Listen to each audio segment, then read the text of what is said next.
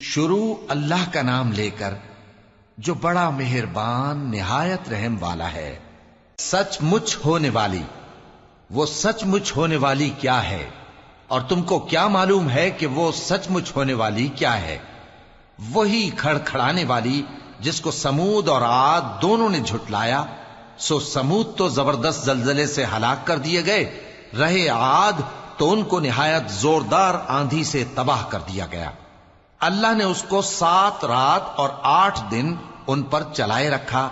تو اے مخاطب، تو ان لوگوں کو اس میں اس طرح گرے ہوئے دیکھتا جیسے کھجوروں کے کھوکھلے تنے، پھر کیا تو ان میں سے کسی کو بھی باقی دیکھتا ہے؟ اور فرعون اور جو لوگ اس سے پہلے تھے اور وہ جو الٹی ہوئی بستیوں والے تھے، سب گناہ کے کام کرتے تھے، سو انہوں نے اپنے پروردگار کے پیغمبر کی نافرمانی کی تو اللہ نے بھی ان کو بڑا سخت پکڑا۔ جب پانی طغیانی پر آیا تو ہم نے تم لوگوں کو کشتی میں سوار کر لیا تاکہ اس کو تمہارے لیے یادگار بنائیں اور یاد رکھنے والے کان اسے یاد رکھیں۔ پھر جب سور میں ایک بار پھونک مار دی جائے گی اور زمین اور پہاڑ دونوں اٹھا لیے جائیں گے، پھر ایک بار ہی توڑ پھوڑ کر برابر کر دیے جائیں گے، تو اس روز ہو پڑنے والی یعنی قیامت ہو پڑے گی، اور آسمان پھٹ جائے گا تو وہ اس دن کمزور ہوگا، اور فرشتے اس کے کناروں پر ہوں گے، اور تمہارے پروردگار کے عرش کو اس روز 8 فرشتے اپنے اوپر اٹھائے ہوں گے۔ اس روز تم لوگ سب پیش کیے جاؤ گے اس طرح کہ تمہاری کوئی پوشیدہ بات چھپی نہ رہے گی۔ اب جس کا اعمال نامہ اس کے داہنے ہاتھ میں دیا جائے گا، وہ دوسروں سے کہے گا کہ لیجئے میرا نامہ اعمال پڑھیے، مجھے یقین تھا کہ مجھ کو میرا حساب کتاب ضرور ملے گا۔ پس وہ شخص من مانے عیش میں ہوگا، یعنی اونچے باغ میں جس کے میوے جھکے ہوئے ہوں گے۔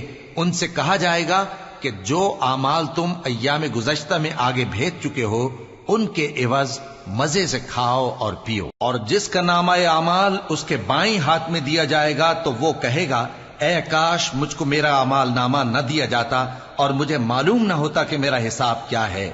اے کاش موت میرا کام تمام کر چکی ہوتی، آج میرا مال میرے کچھ بھی کام نہ آیا، مجھ سے میرا اقتدار جاتا رہا۔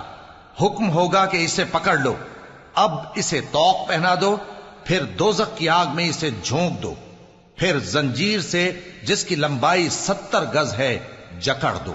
یہ نہ تو اللہ عظمت والے پر ایمان لاتا تھا اور نہ فقیر کے کھانا کھلانے کی ترغیب دیتا تھا، سو آج اس کا بھی یہاں کوئی دوست نہیں اور نہ اس کے لیے کوئی کھانا ہے سوائے زخموں کے دھون کے، جس کو گناہگاروں کے سوا کوئی نہیں کھائے گا۔ سو میں ان چیزوں کی قسم کھاتا ہوں جو تم کو نظر آتی ہیں اور ان کی جو تمہیں نظر نہیں آتی، کہ یہ قرآن ایک معزز فرشتے کا پہنچایا ہوا کلام ہے، اور یہ کسی شاعر کا کلام نہیں، مگر تم لوگ بہت ہی کم ایمان لاتے ہو، اور نہ کسی کاہن کا قول ہے، لیکن تم لوگ بہت ہی کم غور و فکر کرتے ہو۔ یہ رب العالمین کا اتارا ہوا ہے۔ اور اگر یہ پیغمبر ہماری نسبت کوئی بات جھوٹ بنا لاتے تو ہم ان کا داہنا ہاتھ پکڑ لیتے، پھر ان کی رگے گردن کاٹ ڈالتے، پھر تم میں سے کوئی ہمیں اس سے روکنے والا نہ ہوتا۔ اور یہ کتاب تو پرہیزگاروں کے لیے نصیحت ہے، اور ہم جانتے ہیں کہ تم میں سے بعض اس کو جھٹلانے والے ہیں۔ نیز یہ کافروں کے لیے موجب حسرت ہے، اور کچھ شک نہیں کہ یہ یقین کرنے کے لائق ہے۔ سو تم اپنے پروردگار عظیم کے نام کی تسبیح کرتے رہو۔ شروع اللہ کا نام لے کر جو بڑا مہربان نہایت رحم والا ہے۔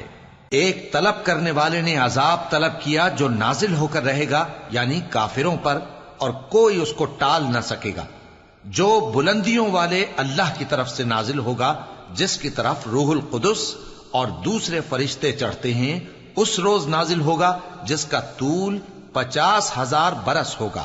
تو تم کافروں کی باتوں کو حوصلے کے ساتھ برداشت کرتے رہو۔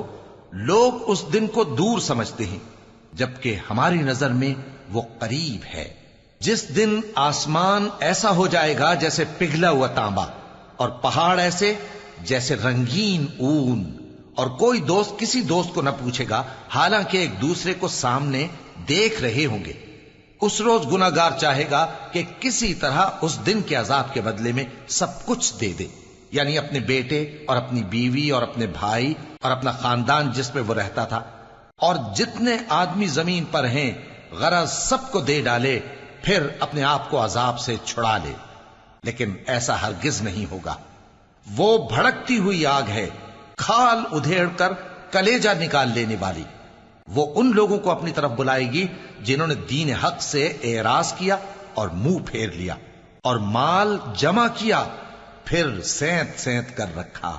کچھ شک نہیں کہ انسان کم حوصلہ پیدا ہوا ہے، جب اسے تکلیف پہنچتی ہے تو گھبرا اٹھتا ہے، اور جب ملتا ہے اس کو مال تو بخیل بن جاتا ہے۔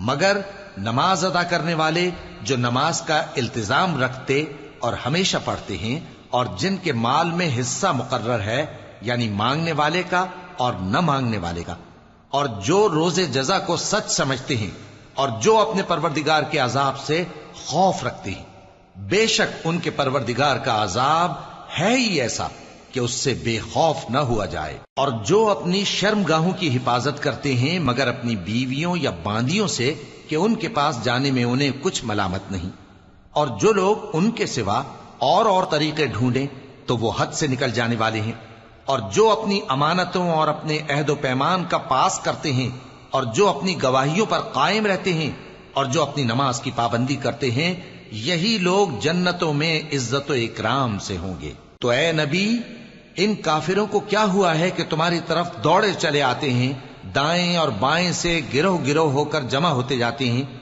کیا ان میں سے ہر شخص یہ امید رکھتا ہے کہ نعمت کے باغ میں داخل کیا جائے گا؟ ہرگز نہیں۔ ہم نے ان کو اس چیز سے پیدا کیا ہے جسے یہ جانتے ہیں۔ پس مشرقوں اور مغربوں کے مالک کی قسم کہ ہم طاقت رکھتے ہیں، یعنی اس بات پر کہ ان سے بہتر لوگ بدل لائیں، اور ہم عاجز نہیں ہیں۔ تو اے پیغمبر، ان کو باطل میں پڑے رہنے اور کھیل لینے دو، یہاں تک کہ جس دن کا ان سے وعدہ کیا جاتا ہے وہ ان کے سامنے آ موجود ہو۔ اس دن یہ قبروں سے نکل کر اس طرح دوڑیں گے جیسے کسی مقابلے کے نشان کی طرف دوڑے جا رہی ہوں۔ ان کی آنکھیں جھک رہی ہوں گی اور ذلت ان پر چھا رہی ہوگی۔ یہی وہ دن ہے جس کا ان سے وعدہ کیا جاتا تھا۔